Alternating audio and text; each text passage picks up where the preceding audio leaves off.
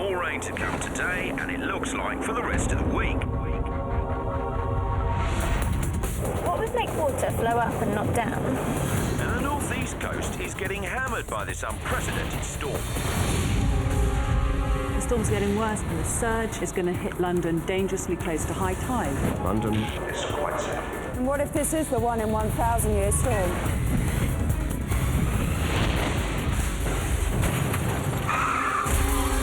Floods are the ultimate weapon of mass destruction. This is unbelievable. The water is pouring in.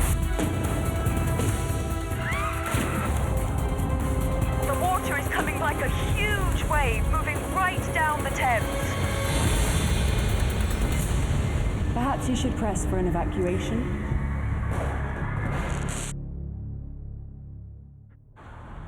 With a population of 7 million, London is one of the world's largest low-lying cities. Significant portions of the city are located very close to sea level. Through its heart snakes the Thames River. The Thames connects London to the cold waters of the North Sea. It's a tidal river that brings the sea uncomfortably close to the city every single day. London has always feared the power of its destructive neighbor. So much so that it has built an elaborate system of walls, gates, and levees as protection. But none of these would be enough if nature conspires to create a mega flood. It would take a unique combination of events, the first of which would be rain. Weeks and weeks of rain.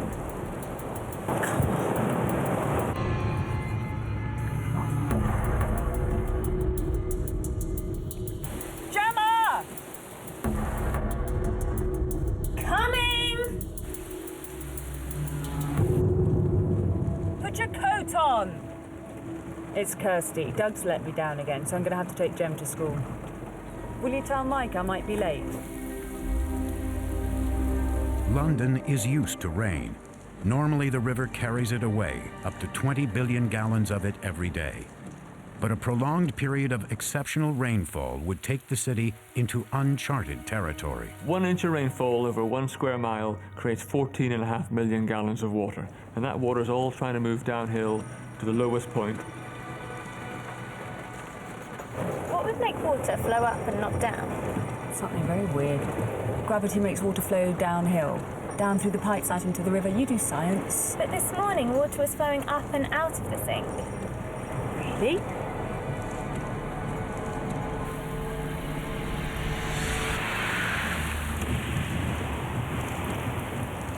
So your dad's going to pick you up, okay? What if he forgets? He won't forget. He wouldn't dare after this morning. If he's not here, you go home with Tim and Mrs. Hughes, okay? Love you!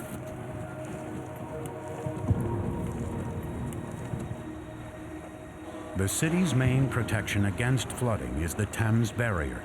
It's a system of steel gates at the bottom of the river ready to be raised if an incoming tide threatens London. The Thames Barrier offers a very good standard of protection, but the consequences, should the barrier be overtopped, which could happen, would be devastating and enormous. But relentless rainfall is not enough to flood the Thames.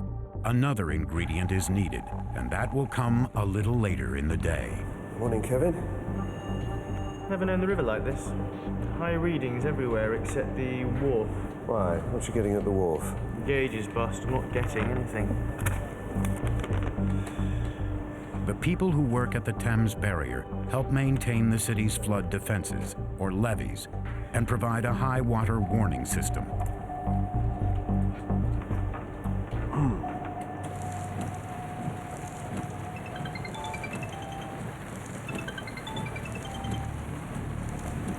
Kirsty Gibson. Kirsty? Mike, look, I know I'm late again. I want you to go and have a look at the gauge at the wharf on your way in. We're getting no reading from it, okay? Sure, I'll go and check on it now. And there's no let up in sight. We've more rain to come today, and it looks like for the rest of the week. Now,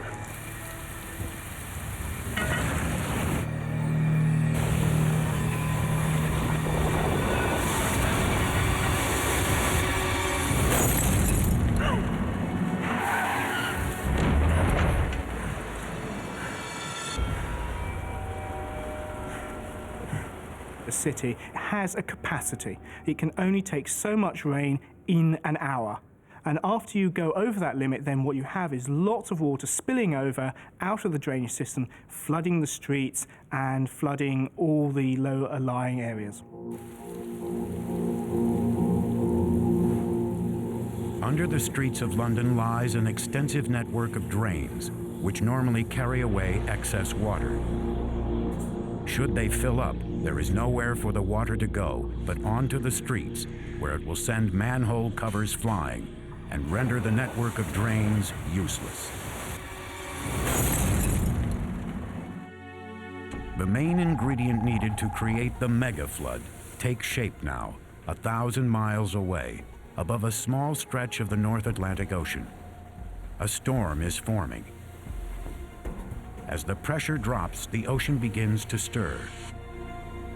Nothing to worry about in London, at least not yet.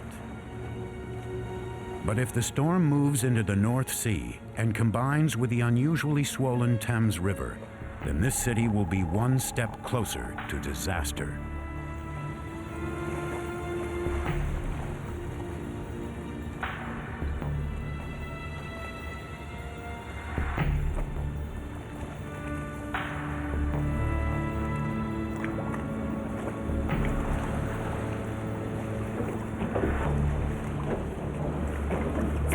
To this weather, and look at it, fuller than I've ever seen it. Not now, Frank. I'm not in the mood.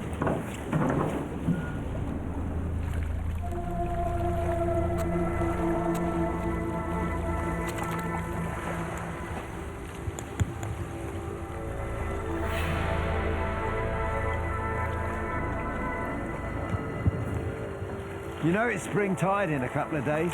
Nowhere for flood water to go as it is. Any more of this? Frank, if I had £1 every time you told me London was going to flood, I'd be a bloody millionaire. And if I was a millionaire, I sure as hell wouldn't be wading through this muck. Well, you should have been here at 6 o'clock this morning. The tide was so high you'd be swimming through it.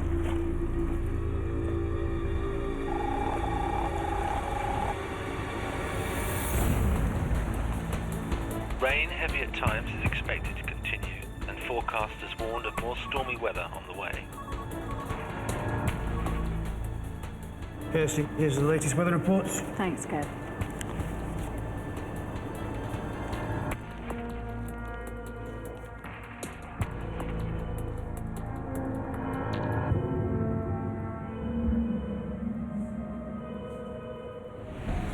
Winds in the upper atmosphere are pulling air up from the surface of the North Atlantic Ocean, lowering the pressure. It's this pressure drop that triggers the formation of the storm. The lower the pressure gets, the more deadly the sea will become. Air rushes in from surrounding areas toward the vacuum at the heart of the low. The rotation of the Earth spins this mass of rushing air into a full-blown storm. The wind this creates begins to whip up the sea below.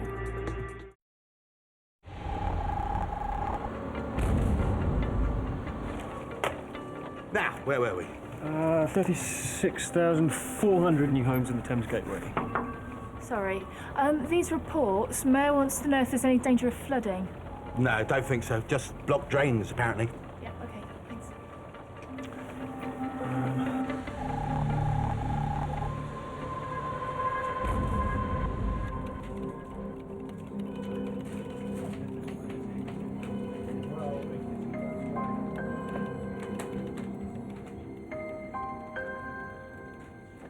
Evening, Marshal. 1 minute 30 for the lunchtime, 2 minutes for the 6 o'clock, all right? A 2-minute report on manhole covers? No. 2 minutes on London to disappear under biblical flood. You know, we're all gonna die.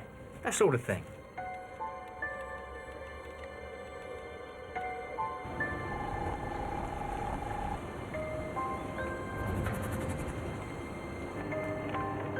You're the second person to ask me that in 10 minutes. Might get a bit of localised flooding, but London's not going to be inundated because of rain. The only thing that would do that is a big storm surge, like in 1953, and London's protected from that now by the barrier. and the other flood defences. Right. Look, I know this is silly, but do you know anyone who thinks that London could still flood? Not here, no. Anywhere? You could always go and ask for a bargeman called Frank Medlock down in Fisher Creek. He's never short of a word or two about flooding. Okay, thanks a lot. Bye. Bye. You're evil. The storm looks nasty, Kevin. Can you keep me updated on the forecast?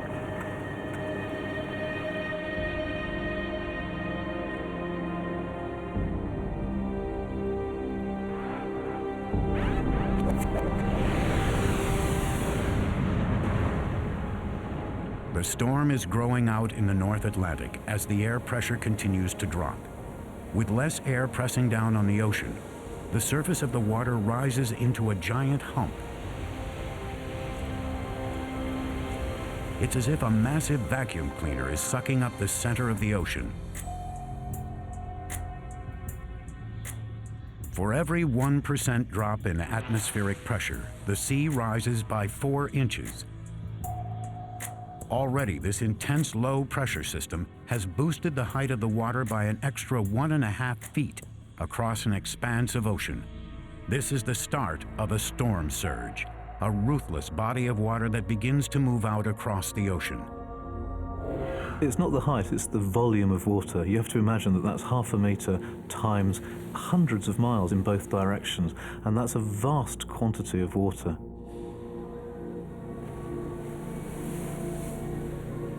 In the middle of the ocean, a storm surge, however big, is harmless. But Britain knows full well how dangerous it can be if it strikes land. It has happened before.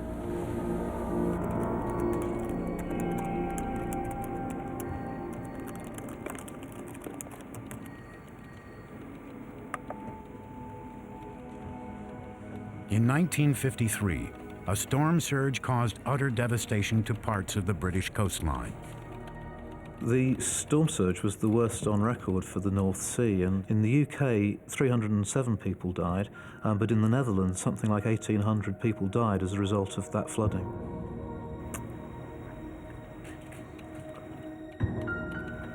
Nowhere in England was hit harder than Canvey Island, where 58 people died.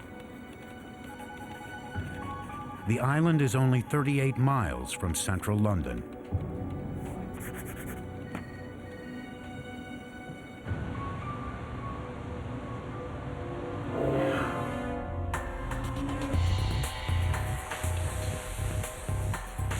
Canvey Island sits in the estuary where the Thames River meets the North Sea.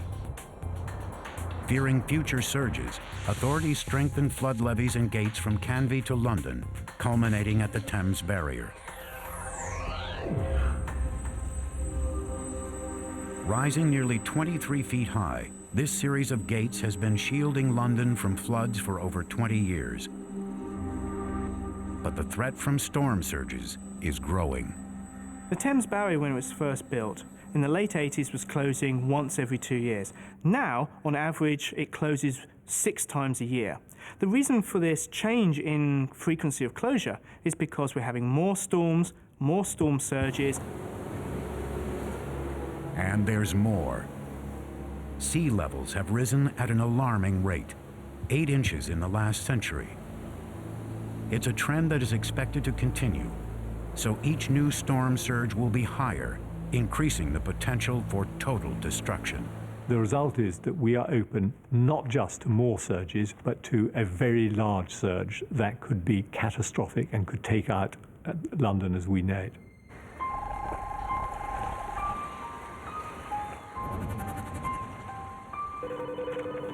Mike, can I have a word? What's up? This storm's getting worse in the Atlantic.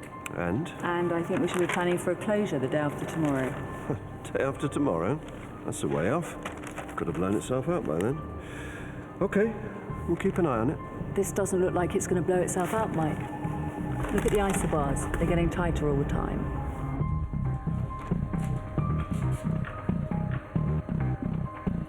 Isobars are the lines that indicate air pressure, and every meteorologist knows that the closer they are together, the worse the storm is becoming, and the faster the winds. the winds are still building, and that's what's going to be worrying people.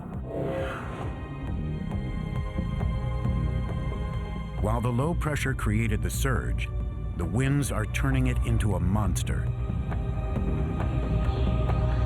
As they blow across the surface of the sea, they push more water into the surge, continually increasing its height.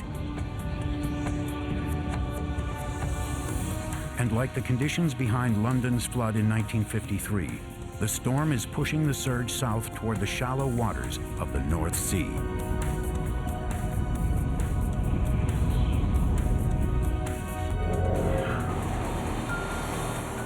Its effects are already being felt along the British coastline.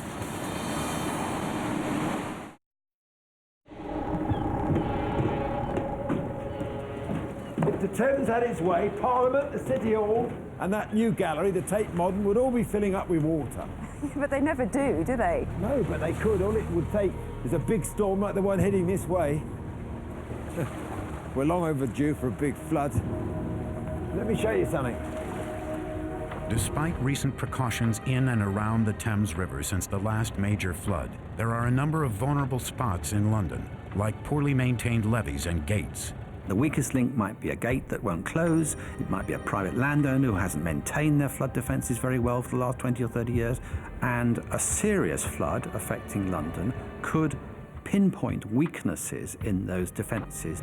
We analysed the standard and condition of flood defences in the Thames estuary and found that 1 in 20 of the defences were in poor or very poor condition, which means that they've got a much greater chance of breaking under the force of a storm surge. Many of these defences have gates in them. They have gates because there are factories, there are yards behind these defences which are working entities. They are part of the economy of Eastern London. These gates are a problem in the sense that the responsibility for closing the gates in a flood surge situation rests with the individual landowner, and you can bet your bottom dollar that one of them won't be closed in a serious flood surge situation. Right, now, you see this gate here? Yeah. It only needs 1 or 2 to be open during a storm surge. Right, but a little gate like that isn't going to flood London, is it? Have you any idea what a storm surge can do? You can't afford to have even the slightest chink in your armour. We're talking massive amounts of water here. We've got a big storm coming, and the highest tides we've had for years.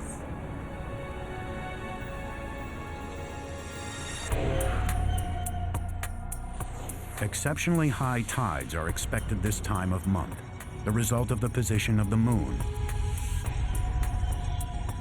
The Earth is about to come in line between the sun and the moon.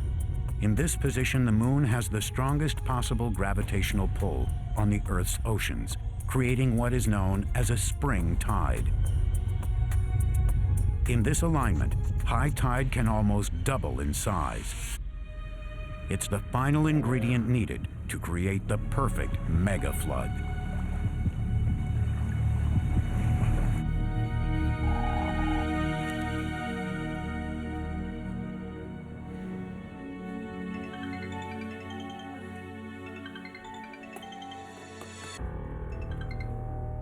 Hello? Hi. Thought you want me to wake you. Okay then, it's 3:32 in the morning. It's a big surge, Kirsty, and it's heading straight down the coast. It did say to call you. Well, when's it going to hit London? 6 o'clock tonight. High tide. Okay, I'm coming in. Call Mike.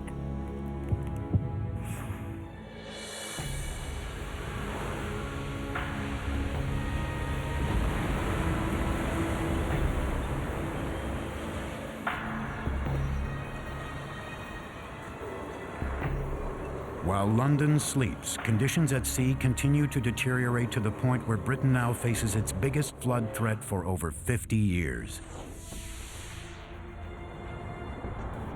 The danger is not the storm, but the surge it pushes. Now as it heads south, the unique geography of the North Sea comes into play. What makes this sea so dangerous and London so vulnerable is its shape. The North Sea narrows and gets shallower. Any storm surge that moves south gets squeezed into the enclosed area between the British Isles and continental Europe. It's a deadly combination. when you squeeze water like that, it has two effects. One, it accelerates, it speeds up, and also it rises up, it humps up. Now only 5 hours from London, the surge hammers the coast at over 10 feet high. The prediction we're getting for Canvey is bigger than anything we've seen before. No. Look, Kirsty, I'm not saying this is a normal storm, but the way things are looking, it's within what Canvey Island's defences can handle. Just about, if it doesn't get any worse. And if it's bad for Canvey, it could be really bad for us. Well, we'll just have to monitor the situation, but at the moment, it's forecast to be substantial but manageable. In any case, you need to get on with the barrier closure after low tide. Barrier experts rely on computer models to predict water levels. But these models don't always get it right, so a big surge could be severely underestimated. Well, no model is perfect because it relies on information that was gathered in the past and is being used to predict the future. And if the conditions are changing very rapidly and changing in a way that has not been forecast, then there will be trouble.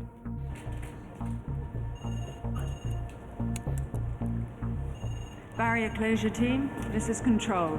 Please stand by for closure after midday. Received. Kevin, can you inform the port authorities we're closing after low tide?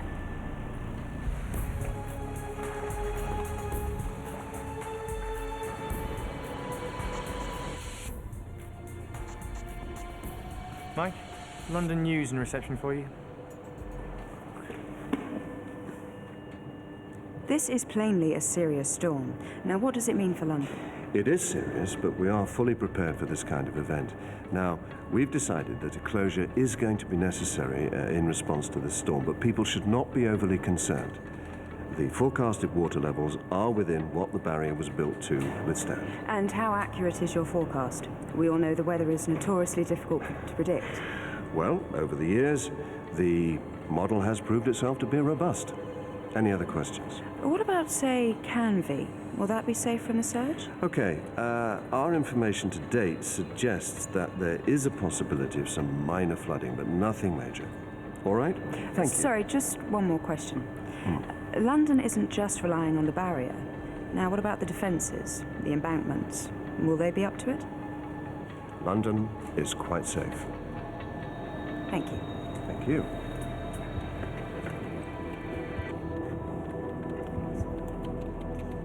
Forecasters plot the storm's route down the coast every step of the way. Look at that. And it's only 6 hours till high tide in London.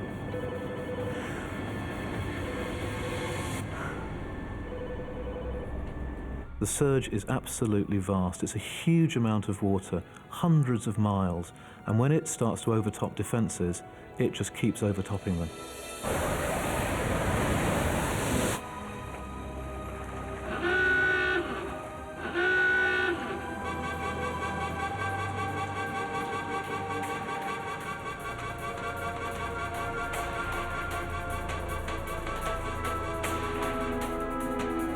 Okay, Mike.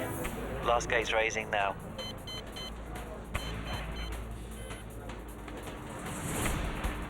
Okay, thanks, John. Got it. Okay, everybody, thank you. The last gate is now closed. With the barrier's floodgates up, nothing more can be done to protect London from whatever is coming. The most alarming situation would be a sudden deterioration in weather conditions, a sudden marked increase in wind speeds. We're talking about the most severe category of storm here. The entire surface of the ocean is covered in thickly driving spray and foam. All the wave tops are literally torn apart by the force of the wind as they form. Look, total height of the water coming down the east coast is over 4 meters in places. Barrier, yeah? Got it.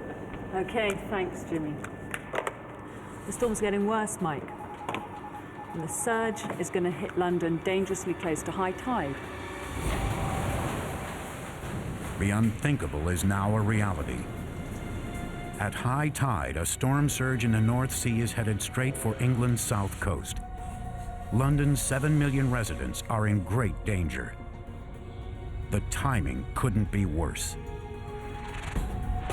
It's also spring tide, when the combined gravitational pull of the moon and sun on the ocean are at their strongest. If the surge hits now, London will experience a mega flood.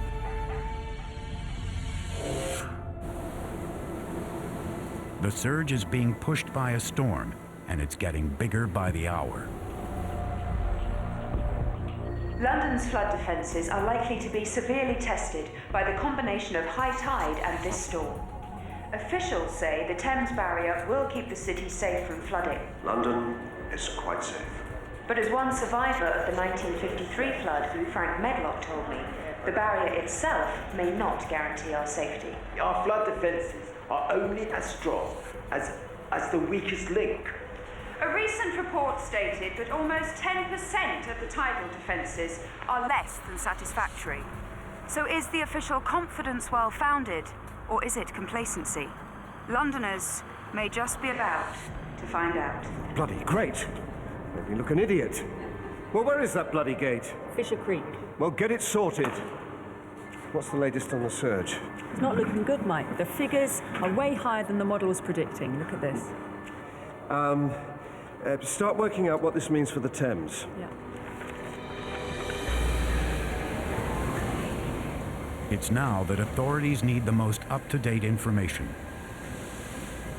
In addition to weather reports, eyewitness reports are also gathered from the Coast Guard and merchant ships along the battered coastline. It's information that will help keep computer modeling on track.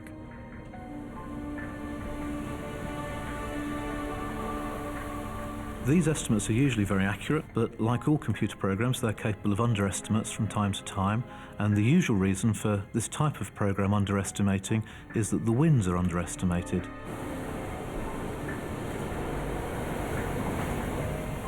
The strength of the wind is essential in calculating how big the surge is going to be. But within a severe storm, it's all too easy to get the wind speed wrong, and a small error can make a big difference.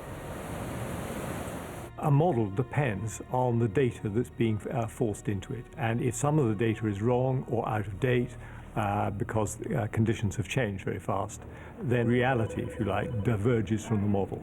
And it's that divergence that starts to worry forecasters and will particularly worry people at the barrier. Storm tide. Barrier. One moment. Deputy Mayor on the line.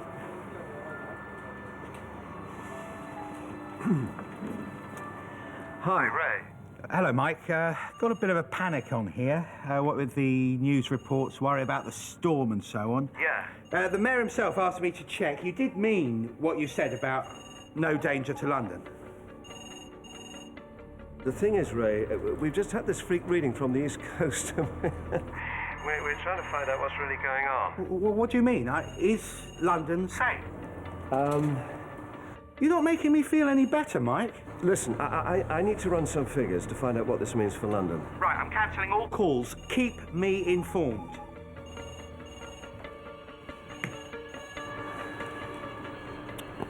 Okay, I'll take over from here on in. You get down to Fisher Creek and see what needs to be done. Right. Mike, can I have a quiet word?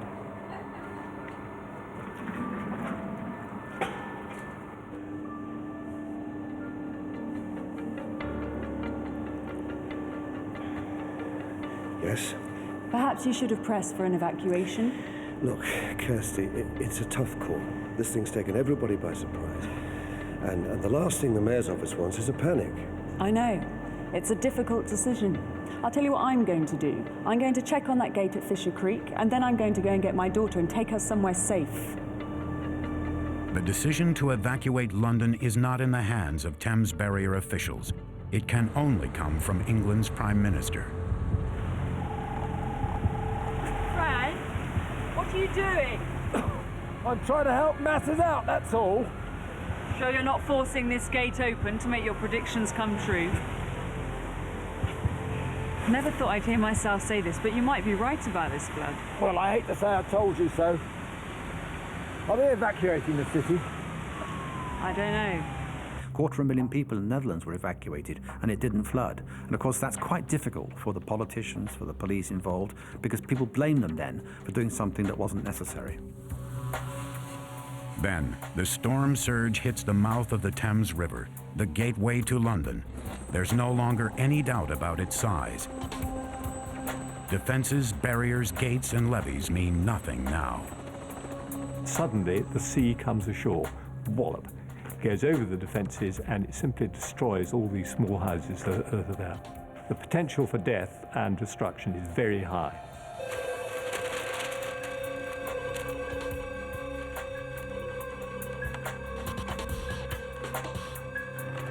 This can't be happening. Okay, I need to speak to the mayor's office.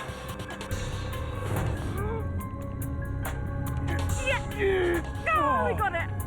Thank God. I don't know how much good it'll do, though. Hello? Oh, no. Okay, thanks. I've got to get Gemma. Thank you, Frank. This is unbelievable, an extraordinary sight. Canvey Island is flooding. The water is pouring in over the defences. This island that was so devastated in the 1953 floods with the loss of so many lives is now reliving its tragic history.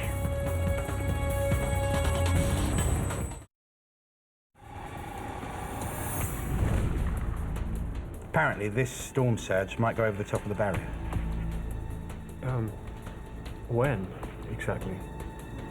About an hour.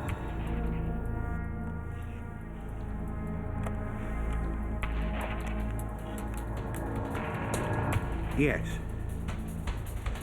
Prime Minister's office, please. The surge rides toward London on the back of high tide. As the river narrows, the floodwaters are forced higher and higher. Flying above this storm surge, you can see what a staggering amount of water this is. It's challenging all the defences. This is the moment our flood defences were built for. And all Londoners can do now is pray that the Thames barrier itself will hold. At the barrier, they would be very worried indeed. They fully understand that the barrier has a limit. It can protect up to 6.9 meters. It can't protect any higher. The question is it high enough? If it goes over the top, then we will have a major problem.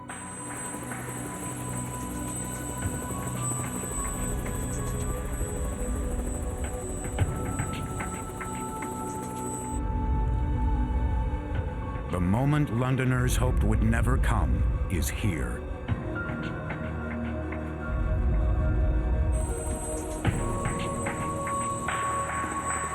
The surge flows over the top of London's state-of-the-art flood defense, the Thames Barrier. Now the city's entire flood protection system is in uncharted territory. The barrier has never been flooded before. London is only 9 miles ahead.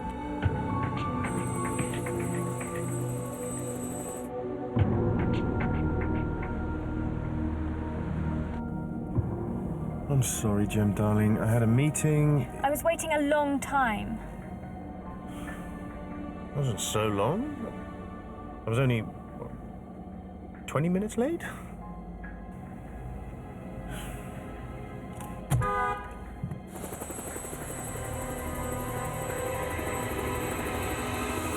The barrier is holding, but the water is coming right over the top of it. The surge is like a huge wave moving right down the Thames. The sheer force of surging water will likely breach many of the surrounding levees, not unlike what happened in New Orleans. Any undetected structural weaknesses in these defenses will give way under the pressure of the surge or from the force of passing debris. The fundamental problem with a breach is that you wouldn't know where it's going to occur. We don't know where all the weak links in the chain are, so you can't really plan for a breach.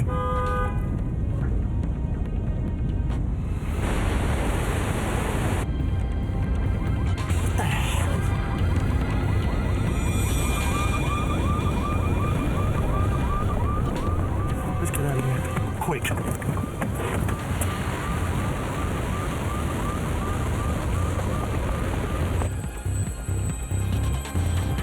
It's an explosion of water. And we have flood defences to defend us, and we can be living and working on the other side of those, and we don't expect them to breach. And when they do breach, it's catastrophic. Floodwaters are now inundating the suburbs of London, flowing into areas behind levee walls, destroying homes, businesses, schools. From here, it's a half hour to the city's financial center.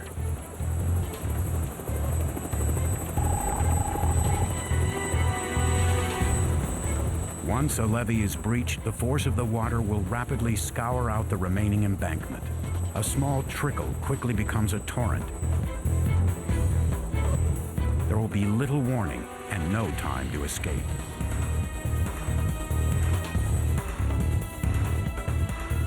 Police and emergency services clear the streets, urging people to get to safety in preparation for what is just around the corner. The storm water continues to tear away at the defence wall. Now, after weeks of the worst rainfall on record, London's sewers and rivers, they're all overflowing. The water has nowhere to go but to push relentlessly across the land.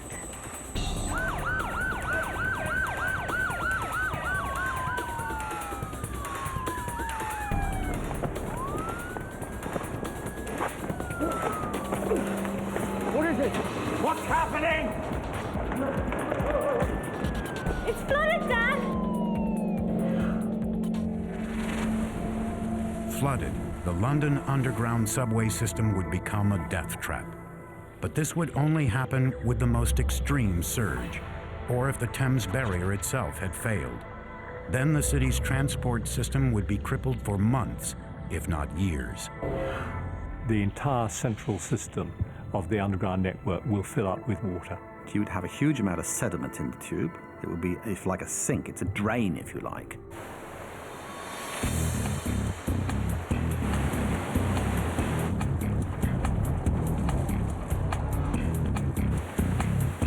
People underestimate the power of water.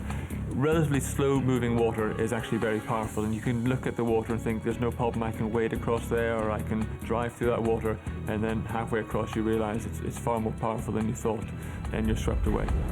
You'll get debris in the water, you'll get pallets, you'll get shopping trolleys, you'll get cars, you'll get a whole host of things coming, rushing towards people who are actually in a flood situation. With London's drainage system already full from weeks of rain, the floodwater has nowhere to go. Streets are turned into rivers.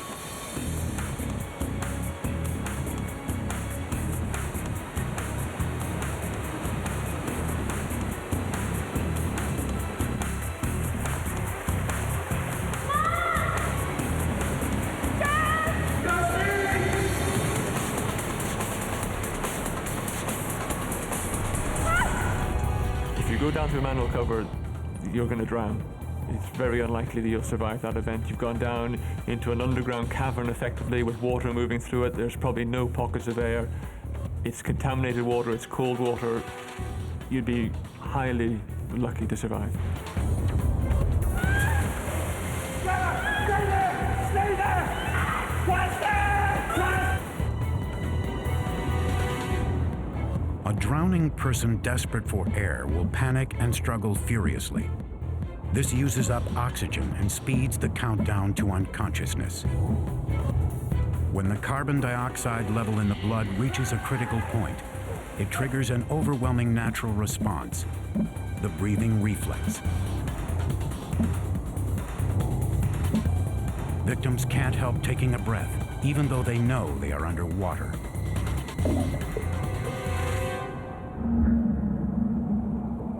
With no more air and their lungs full of water, they lose consciousness. The next few seconds are critical.